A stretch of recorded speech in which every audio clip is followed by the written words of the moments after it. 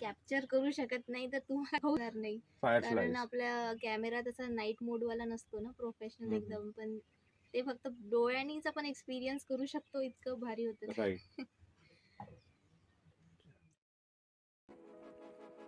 और कुछ हमको ये जगह अच्छी लगी.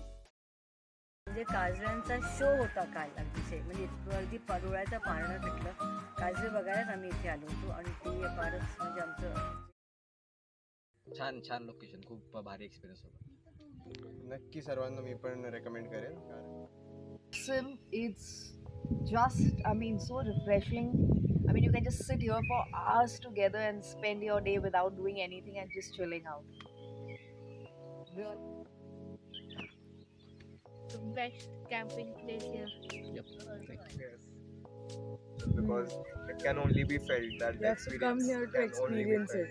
Yes. So overall, and the camping place, the stars in the sky, एकदम clear. You can't explain the feeling. You have to come here, you have to experience it. It is so good. ते जुगनू, जमीन के जुगनू और रात के सितारों के साथ की तुलना के beach में साथ में रहना बहुत अच्छा एक्सपीरियंस था. We love this place and वापस आने की इच्छा रखते हैं. आणि कॅम्पिंग साईट पण इतकी परफेक्ट जागेवर आहे ना की आपण आपले टेंट लावून तिथं झोपायचं, थोड्या वेळाने बाहेर निघायचं, लाईट बंद करायचं आणि 2 पावलं चालली की काजव्यांचा चारी बाजूंनी असा शो आपल्याला बघायला मिळतो. कॅम्पिंग साईटलाच, म्हणजे अशी कॅम्पिंग साईट कुठे बघितलीच नाही आम्ही. फक्त भंडारदरात माहीत असतं, पण भांगरे ब्रदर्स यांनी एक नवीन उपक्रम पुरुषवाडीला सुरू केलेला आहे.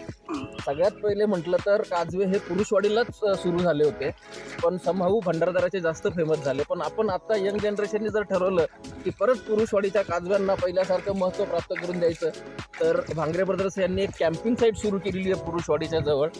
खूपच सुंदर साईट आहे ती. जवळच नदी आहे, नदीच्या बाजूला खूप जास्त घनदाट